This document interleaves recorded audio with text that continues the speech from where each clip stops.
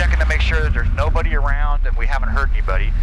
Stephenville traffic, Skyhawk 4461 Lima is departing runway 1448, east departure, Stephenville. Okay, so, turn with your feet again still. Take us out onto the runway.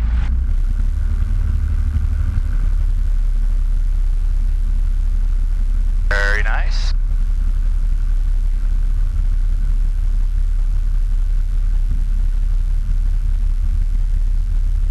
Okay, close your window. I got the airplane for a second. Okay, I'm going to line us up with that yellow line, with that white line going down the center. For left hand on the yoke, just nice and easy, just fingertips. All you got to do is fingertips. Okay. Let your brakes off. Start adding throttle. I'll help you with the rudders.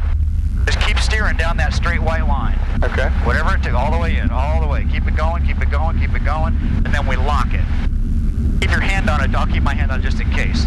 But we're going to steer with our feet still, so keep going, keep steering down that white line. We have to add right rudder as we continue on down here. And eventually the airplane is actually going to try and fly by itself. Feel it getting light? Yeah, pull back just a little tiny bit. And you just took off.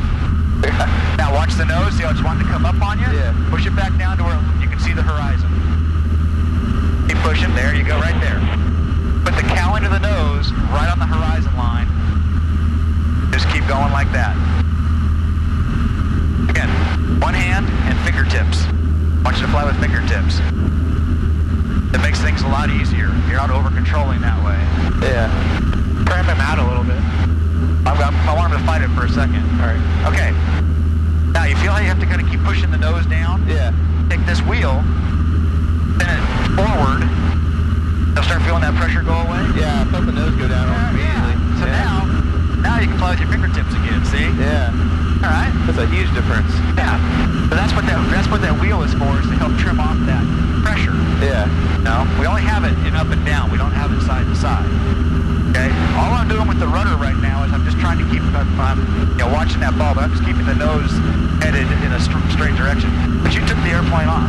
I mean, I helped you a little bit with the rudder pedals. Yeah. And there's a reason for that we have to use them.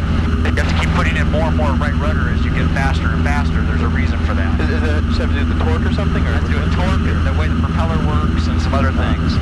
But, alright, so what altitude are we coming up on right now? Just 1800, very good. So at 2,000 feet, we're going to make a turn and head east. Okay. 7 miles to the east, inbound, 2,000 feet over the pole. 0, 174, good traffic. Like I said, you make the airplane do what you want it to do. If the wings aren't level and you want them level, make them level. You want the airplane to turn it. Yeah. You know?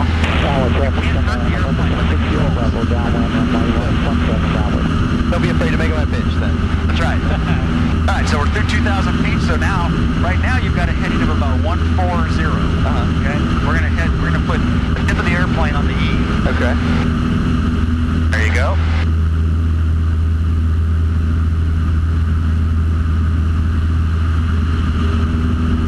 Not bad. Pretty good turn.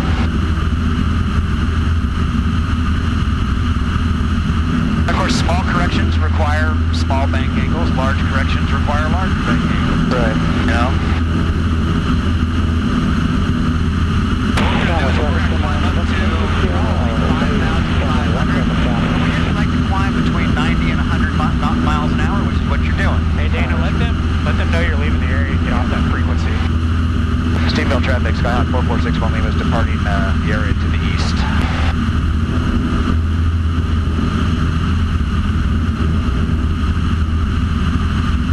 If it's not doing what you like, put it where you want it.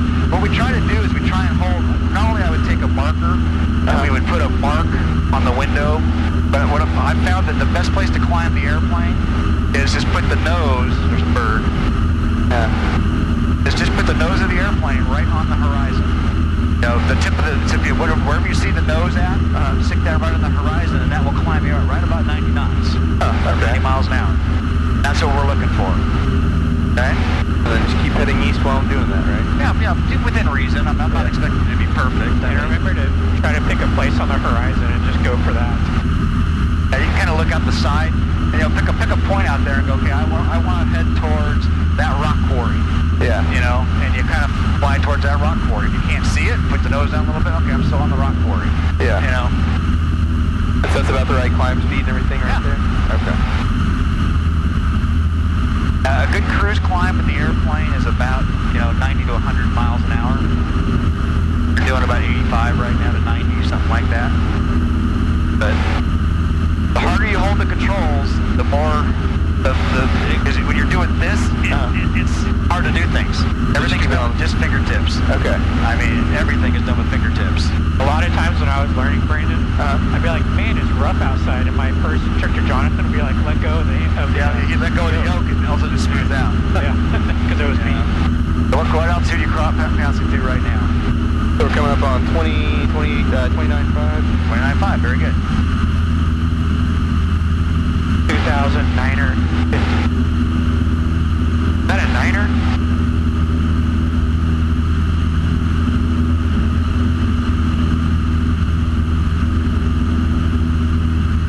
Alright, I'm going to play with the GPS here for a second, so bear with me. Will you close that vent a little bit?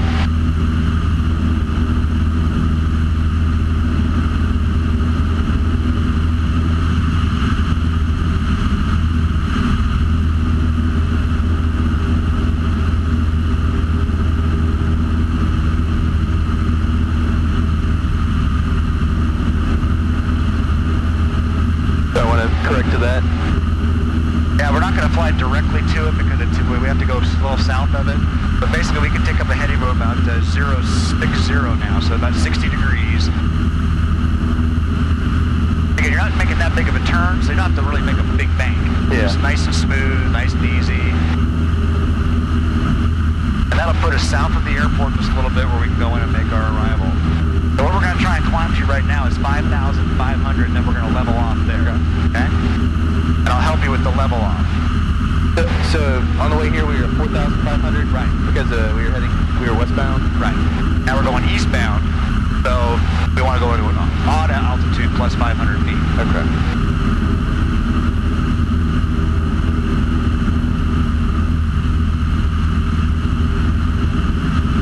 Doing very good. And you notice right now, because the engine's working hard, because it's obviously pulling us not only forward, but up. The wings are actually creating our lift, but we're using horsepower to do that. And because it's not up, it's working hard. There's load against the prop. Our RPMs are down around 24, 23, something like that. And that's normal.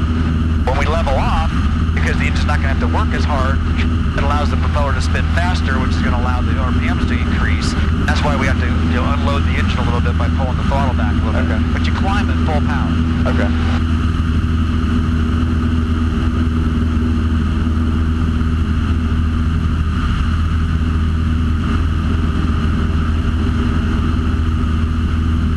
I was amazed how it just started lifting itself up, I always imagined you having to fight it into the air. An airplane wants to fly.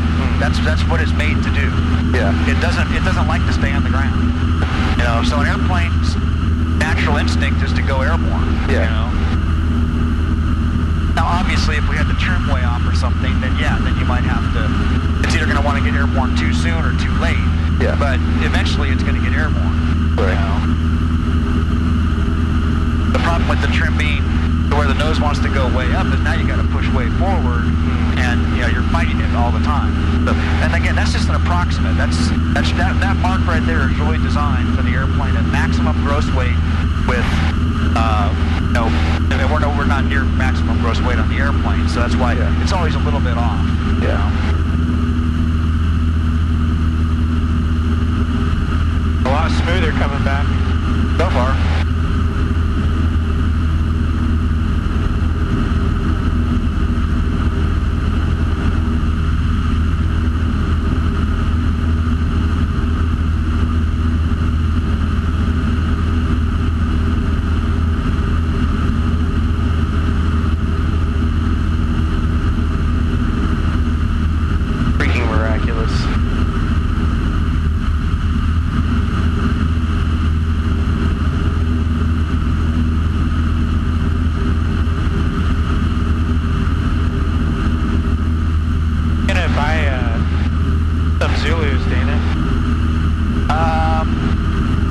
6 more months.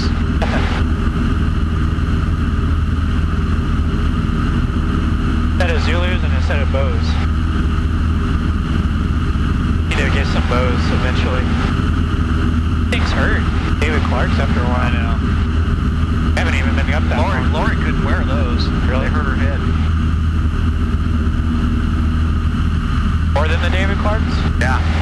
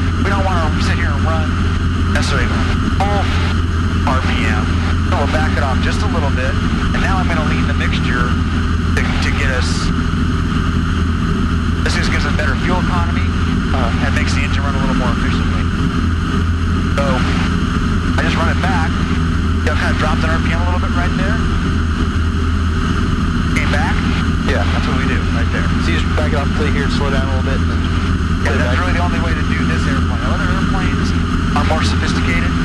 Yeah, the bigger the airplane and the bigger the engine, the more instrumentation, they can be more sophisticated than that.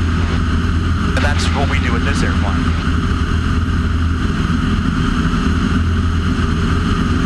There's the power plant that we went by earlier.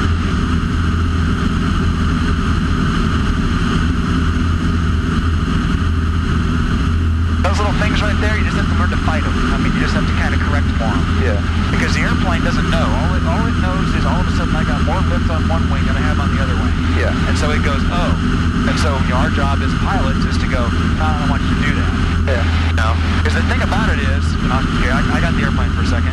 I'm just trying to prove a point here. I'm not trying to make you sick or do anything else. You know, an airplane, like I said, it doesn't really, if you can't hurt it.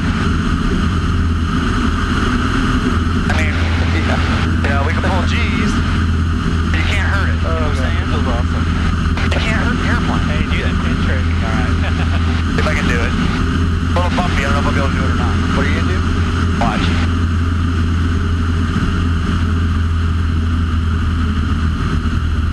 Oh my gosh, that's awesome. I didn't catch my iPad in the air.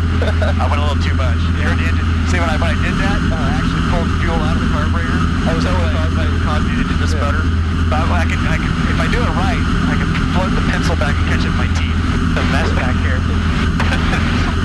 Lost my sunglasses, my phone. But we did that whole thing in only 100 feet. Yeah. Do you want to do some stalls, Brandon? I'm down for anything. Okay. You do stalls over a power? What is a stall? First of all. Insufficient wind speed for lift, I guess. Okay. You're really, really close. Okay. What it is not necessarily that we lose forward airspeed. What it is we get to a point that, and you'll see as I do it, the airplane slows down, and in order for me to maintain altitude, I got to keep pulling the nose up, pulling the nose up, pulling the nose up. Well, eventually, angle between the wing and the wind coming across the wings gets too great, and the wind, normally the air is flowing over the wing, like this. What happens is, as I get the angle up, eventually it can't adhere to it anymore, and it burbles. Okay. Okay? So that's all we're going to do. Power off or power on? I do a power off. This is a landing configuration stall. I'm going to do it clean though. So this is kind of simulating going in for landing. Now I'm not going to trim. I'm just going to keep holding my altitude. Notice how the nose keeps going up. Holding my altitude, but look at my airspeed. Yeah. Eventually it's going to go, we're going to hear a horn and boom. Feel a little break right there? Yeah. That was the stall. That's it. I didn't hear a horn. Hit the horn, did we? But again, How does that horn know to go off then? I mean, it's a angle. Okay. But here we go, and boom, there's the stall. That's all it is. And then when you nose down, it puts the nose down, it changes the angle. The air re-adheres to the wing. Yeah. And we're flying again. Did you hear the stall? I did. Let me try it with a full power stall. Okay, so we're at 5,000 feet. Climb back up a little bit.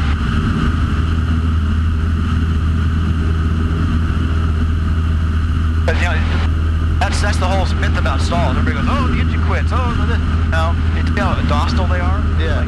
Oh, okay. Push the nose over a little bit, the airplane keeps flying. Yeah, that's not nearly as violent as I was thinking it would be. Now this one will be a little bit more abrupt because I'm going to do it in a different manner. This time I'm going to leave the engine power full. Yeah.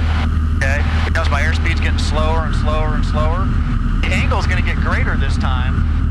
It's going to stall at the same speed.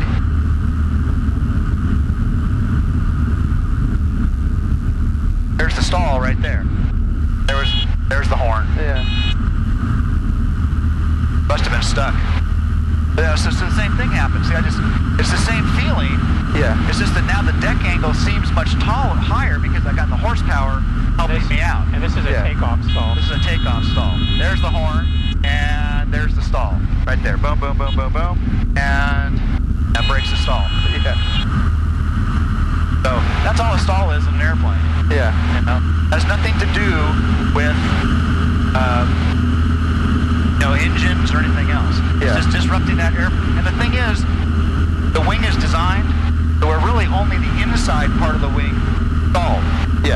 side of the wing is still flying. That's why I still have control. Okay. So we just lost enough lift that the airplane goes, I don't want to keep flying anymore. I'm gonna lose some altitude. But if I exasperated that, if I kept pulling back and kept it in the stall, I could eventually get it to where it would actually spin. But I'm not going to force you into that. So. All right, let's get back to level flight at 5,500. So that would be like a Top Gun, the flat spin that... Well, yeah, I can't do spins legally with him in the back seat, so I'm not going to do it. Yeah. So we'll get back down to 5,500 feet and give it back to you here.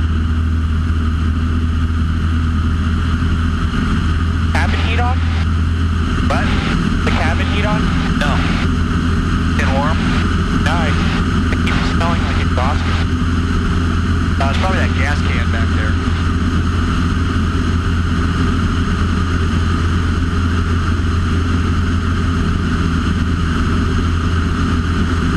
I fly half my flight with my hands completely off the controls. Wow. No. You just get to where you can trim it. Just get where you can trim it. That's how you kind of just do this to correct. But most of the time you just hear it fly just like this. You know? That's the other myth about an airplane. Oh, I gotta always be controlling. No, you don't. Yeah. Airplanes, they need to do what it's doing. So we're gonna go ahead and lead it back out again.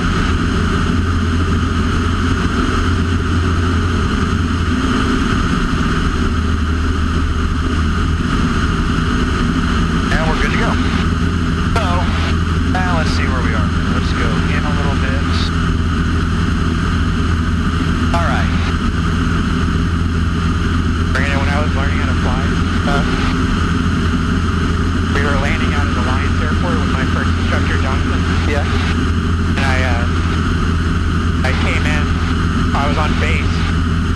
You're supposed to pull the carburetor heat to pull the mixture, slow down. And I was telling a story, Dana. Pulled the ending. I pulled the wrong knob. I pulled the mixture all the way back, and the engine died. Oh gosh. And I didn't know that I pulled the mixture back. I thought I just pulled the carby back. Yeah. So I just thought that our engine quit. So I was like, holy crap, the engine just died. And Jonathan was like, I gotta, we'll get through this. We'll make it down, no problem. You thought it quit too. We got plenty of time. And then he like starts going through the checklist, and he's like, oh, and he pushes the mixture back in. Right over here on the dash is an emergency checklist. If the engine quits, first of all you establish a glide, switch fuel tanks. Okay, that didn't work. Next thing is mixture. Oops, you know. And then I mean, I can do it, but I don't want to scare you. I can actually pull that out real quick, push it back in, and start right back up. Wow. But Does the airspeed on the prop, is that what makes it working? Well, yeah, because the engine's still turning. Yeah. Because the airflow against the propeller will keep the engine turning. But so as soon as I get the gas, it fires right back up. Okay.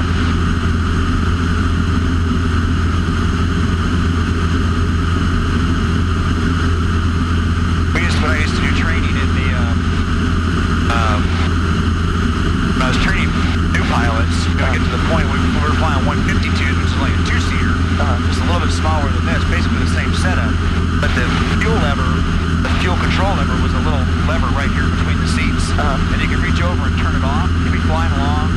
It'd probably take 3 or 4 minutes, and all of a sudden you'd go, and they're going, okay, mixture in, and they get to the fuel. Oh, and as soon as they turn it back on, away we go.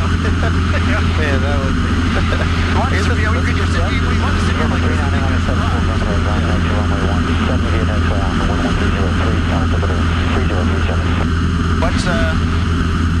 What's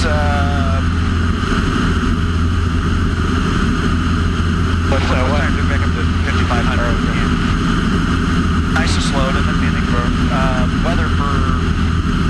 It'd just be the other one. 2635.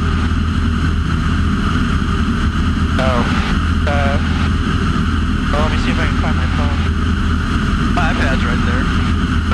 My iPad's right there. So when you're in give me the chart. It'll be quicker. I got it. I think it's 118. What were you saying, Brand? I was saying, when you're in a glide, how much you have to push the nose down to keep your speed up? You really don't. Actually, believe it or not, you want to keep about 80. When you get Okay. And it's actually just about what you see right now. It's just that you're going down a little bit.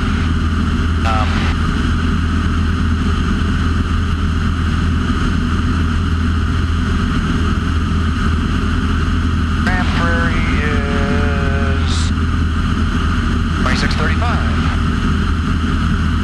Wind 150 at 8, gust to 16, weather better than 5005. Temperature 202.0, altimeter 3037. Visual approaching use, runway 1317. Clearance delivery out of service, contact. Visibility 10. Clear. 12,000. Wasn't it? We're still pretty far away. Oh, 1847. I grabbed Dallas Executive. Yeah, because that was an ATIS. That was a human. Yeah.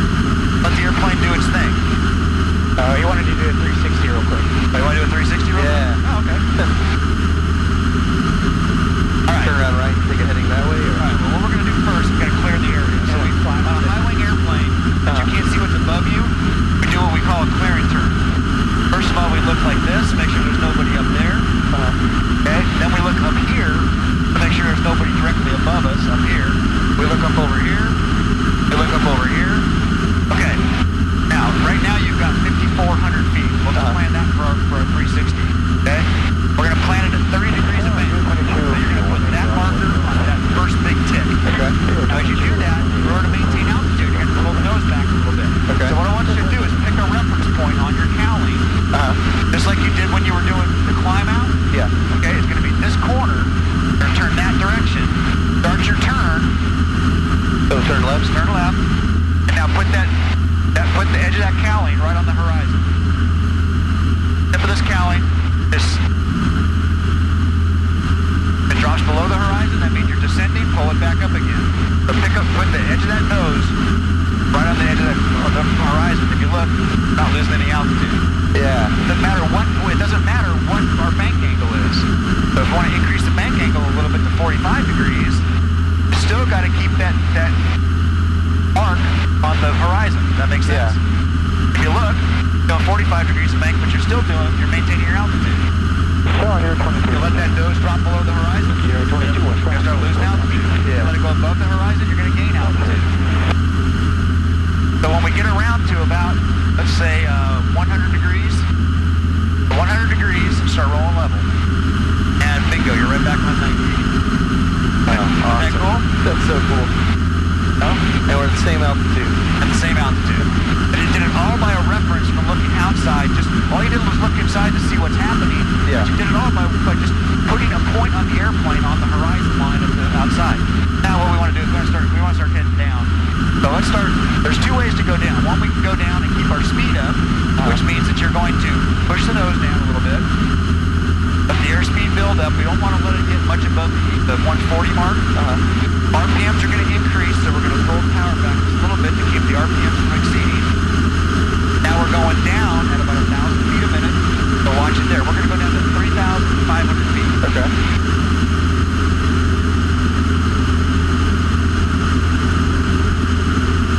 We could have also just left the airplane where it was and just pulled the power back a little bit, and it would actually naturally start to come down because it'll take the horsepower away. Right. Okay. But we're going to do it at the same speed that we did before, 120 knots. The reason we go, these colors mean things to us. Basically what it means is green is normal, yellow is for smooth air only. So we really don't want to go bouncing up here to 160 knots. We can fly it there, but only if it's smooth. Yeah, that makes sense. Plus it gets real noisy. So if you're going too fast, you don't want to come down quite as fast, you can pull a little bit of the power back.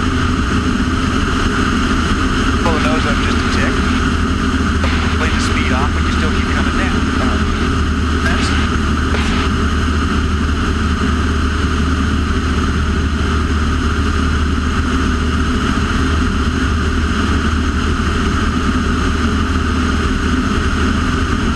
Okay, look at Joe Pool Dam over Joe Pool Lake over here. You got the east finger, you got the west finger.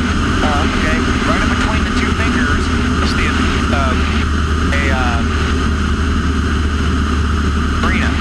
Yeah. We're gonna head right for that marina. Okay.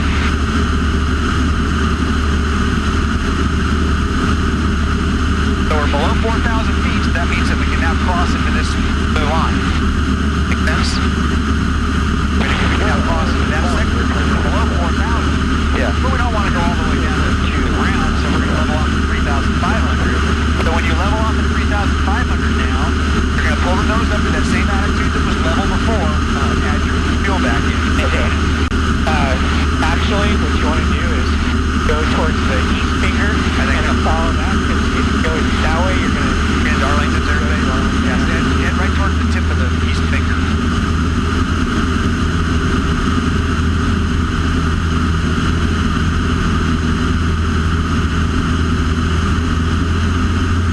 Nope. Head below it, now pull your nose up and get back to your altitude. It's kind of a combination thing. Yeah. You know? It's kind of interesting having multiple variables to... Well, think of your car. Yeah. If you start going downhill in your car, you left your gas where it was, what's going to happen? Yeah, you'll speed up a lot. Speed up a lot. Yeah. If you back off the gas, but as soon as you hit a flat spot, what are you going to do? You got to increase it. Right. Put gas back in it. You're doing the same thing, it's just you're doing it with your hands instead of your feet. Right.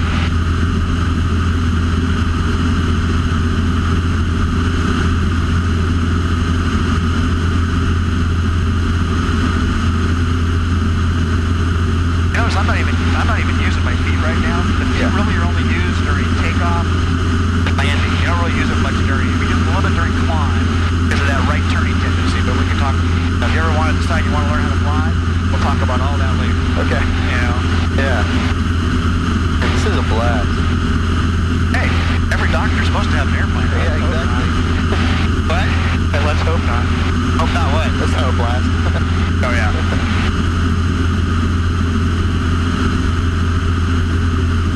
That's not it, that big, like, rocky spot. That's not the runway, is it, right there? No. Okay. No, we're on the other side of the dam. We're on the other side of Joe Pool Lake. Right, what you've got right now, you're seeing Joe Pool Lake, and then you're seeing, I don't know what the name of that other lake is next to Redbird. What's that? That's the one that DBU is on.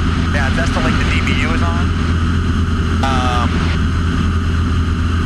But you can see downtown Dallas, see downtown Fort Worth. Wow. You should be able to see Lake Arlington. The big black cloud, the big black smoke coming up over there. Yeah. Well, there's Texas Stadium. You can see Texas Stadium out there. Yeah. On Texas Stadium, the big black cloud, that's actually DFW Airport. They're doing fire drills.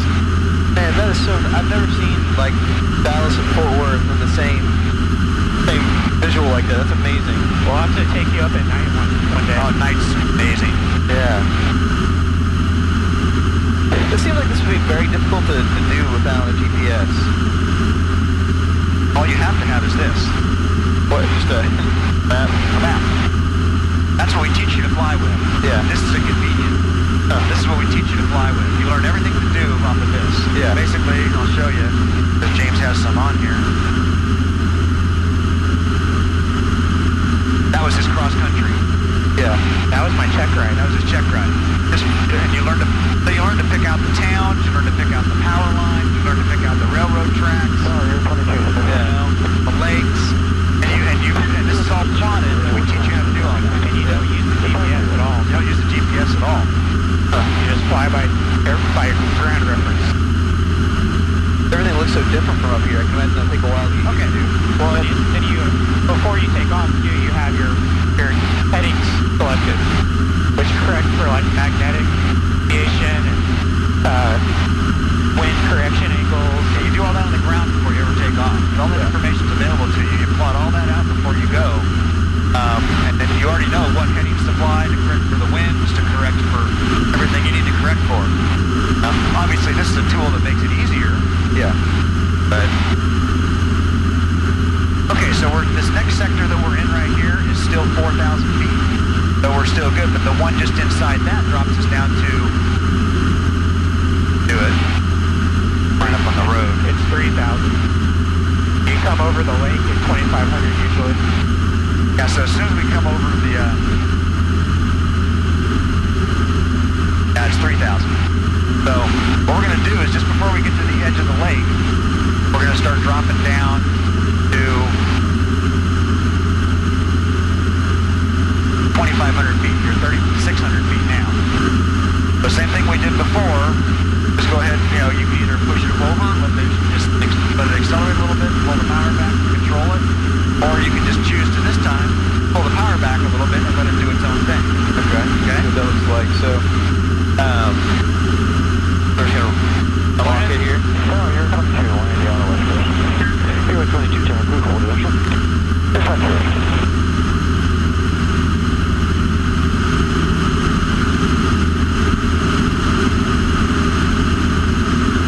There it is. Oh, yeah, why am I dead? Yeah, you don't have to unlock it. That's just you kind of leave it locked. It's not fully locked. You can still pull it in and out. Okay, so it just keeps it from rattling in and out. Right. Okay. But you can see now your speed stays the same, but you start to descend. Yeah. Okay? So if you want to descend faster, just pull the power back a little bit more. But it keeps the same speed. It's trimmed for 120 miles an hour. Yeah. So it says, I'm going to do 120 miles an hour. It doesn't care if it's going up or down. Yeah. That makes sense? That's crazy. That was one of the other really hard things for me to catch, Brandon. Throttle controls altitude, and pitch controls airspeed. Right. And it's like backwards of what your mind. Yeah, your mind goes, huh? Yeah. If you're just flying straight level at 120, and you want to descend, you don't have to push the nose over at all. You just pull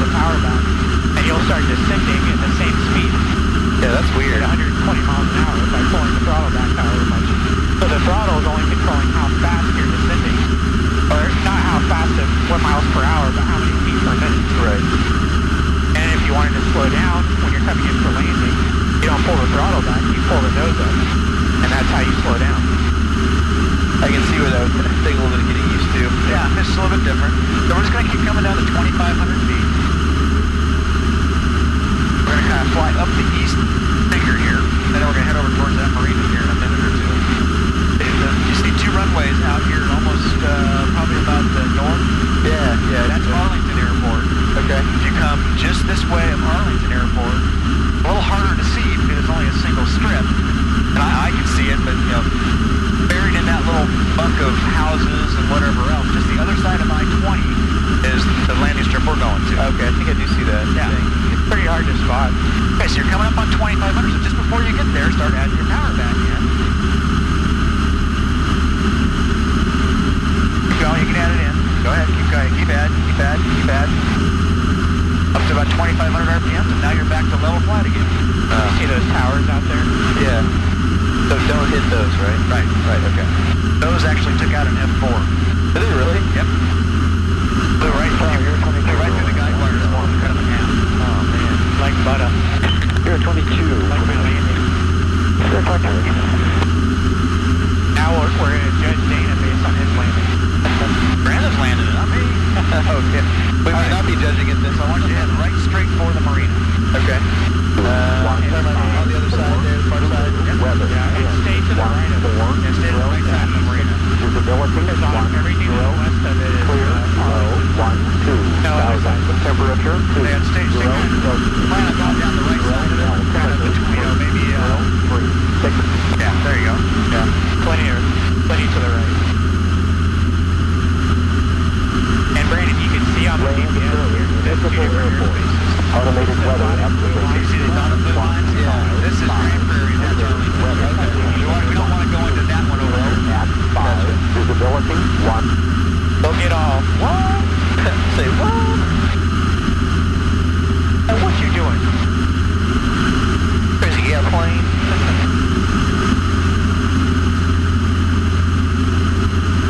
Ain't nobody got time for that. See that thing on Facebook, and it had that girl, and she had a top hat and a spectacle on. No. And she said, not many people have time for such things. Hang on just a second, I'm going to get a quick radio call here.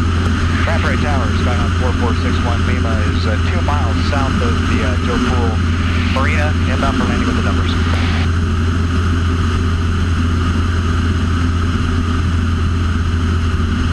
Skyhawk 4461 Lima, Grand Prairie Tower, make straight across the report. Midfield, left downwind, runway 17. Midfield left downwind 17, Skyhawk 61 Lima. Okay, so what that means is we're going to keep the airport, and now you get a good shot of the airport. You can see the landing strip up there. Now kind of heading up through that field. Look at where the black smoke is, and come this direction, you'll see a landing strip. You can pick it out because it'll start to pick up the white paint on the asphalt. Oh, yeah, I see it. Okay. It's just to the right of that water tower. Now see the water tower? The first one. Yeah, the third water tower there? Just to the right of it, you see the landing strip. What we have to do is we have to fly past it, turn around, and land back to the south. Okay. Okay? So he told us to make a left downwind. So that means I'm going to keep the airplane off my left and make left turns to get to it. Does that make sense? Okay. Okay, so what I want you to do now is we're going to go ahead and drop down to 1,600 feet. 1,600 feet, okay. That's 1,000 feet above Tower, you're 22, so we're turning in on the way. pattern altitude for this airport. Because we're like, what, 600 feet above sea level? It's like you're ready. A lot of stuff to know, huh? Yeah. The first time was overwhelming. Yeah. And then when we start building. You know, you're getting the whole gambit in one flight. Normally we wouldn't do everything that we've already done. Yeah. It's a building block technique, which is like you learn in school. They spend weeks on power communication and weeks on patterns. Yeah. I'm going to be with you once we get down here. I want you to stay with me on the controls to feel what I'm doing. Don't fight me, but I'm not necessarily flying the airplane. Does that make sense? Right. You're still flying. I'm just helping you out. Okay. But you'll feel me make corrections here and there. Okay. Yeah. So we're going to drop down to 1,600. We're now on what we call an extended left down. downwind. So all left means is that we are going to make left-hand turns to get into everything. Okay? Did you check the numbers? Yeah, I did. I don't remember. I remember you checked the wrong one, but... No, I got it in now. Okay. And there's no reason to go screaming in here at, the speed of sound. Right. I mean, we're getting ready to land, right? Okay, so we'll get down here. We got the power pulled back a little bit to come down to 1600. When we get to 1600 feet, we're going to level by using our pitch control. Does that make sense? I like to come in at the speed of love. You're 23 right base, R2, straight in R2. Great. They're just going to kind of feel what I'm doing, but you're still working on it. But I'm going to talk you through it as we do it. So you're going to be talking a lot. So when we get down to 1600, DBU off to the right. there's DBU over there. Follow the bridge. Oh, yeah. Now we're going to just kind of pull the nose up a little bit. Hold 1600. But we're not really worried much about speed. We're going to get ready to land anyway. White part of the airspeed indicator that you see right there. Now look at that helicopter. Prairie Tower, Skyhawk 4461, Lima left, midfield downwind, runway 17. Skyhawk 61 Lima, runway down, runway 17, clear to land. Clear to land 17, Skyhawk 61 Lima. Okay, I'm dropping in there, Brandon. Yeah, sweet. Okay, so you notice we've kind of slowed down here a little bit, but we're still maintaining 1600 feet. Notice our deck angle's a little bit higher, the angle on the wings. We're right off the end of the runway right now. So what I'm going to do is I'm going to pull the power back to 1500, approximately. We're going to slow down and trim for 80. Okay. Inside this white arc, so that means I can actually make my wings bigger now. I'm going to put in 10 degrees of flaps. You're going to feel nose of the airplane kind of pitch. Yeah, I felt that. And if you look back, the flaps are down. That's 10 degrees of flaps right there. We're just going to hold 80. I felt the nose come down, right? Yeah. You're We 22 trim forward a little bit to hold 80. on the west I'm going to look over my shoulder. Look back, you can see the runway back there. I'm going to make a turn. I don't have to make any more radio calls here because I'm in controlled airspace. So I don't have to tell everybody what I'm doing. The tower's in control of me right now. Does that make sense? Yeah. And you're clear to land. And I'm cleared to land. Which means there's nobody ahead of you. Now you can see the runway right there. We turned about 90 degrees. Good. Flight 5, number 10. Yes, sir. K-Flight 5 into the Now we're going to turn final. Line up the runway. Westbound en route to Cranberry. And explain the Bassies. Those lights on the left-hand side of the runway? See, right now they look like white lights. White lights? Yeah. Okay, as I come down, put in more flaps. You'll start to see the far ones turn red. What I'd like the perfect glide path into the runway is red lights on the far end and white lights towards me. That means that's crazy. I'm on a perfect glide path. Wow. And if it was red over red, that'd mean Red over red's too low, white over white's too high, red over white's all right. Okay. Okay, so if I brought my flaps down to 20 now, I'm going to go ahead and put them down to 30. And there's your red, Brandon. Yeah, okay, I see that. Still holding about 75 to 80 miles an hour. Tower, you're 22 is a right base straight in on our west crest. And I'm just aiming towards an aiming point on the end of the runway right now. It looks like I'm going to land short, but we're not. And, Yeah, it looks like we're really short. Nope. Flight 5, present position departure approved. Wow, that's amazing. It's not where I thought it was going to hit at all. 3037, right turn west departure approved. Mine was very flat. And have a helicopter short final for the grass. But I would normally pull the nose up. Flight 5, right there. Whoa. Nose up like this. Now we're real high. Oh, it finally goes away. Straight in on over to the west crest. That was a very flat landing. I was talking and doing stuff at the same time, but Yeah. Cessna 61 Lima, taxiway Delta, turn left, taxi to parking, 1 to ground, clear, good day. okay, 15 to ground at Delta clear for American 61, or pardon me, Skyhawk 61 Lima.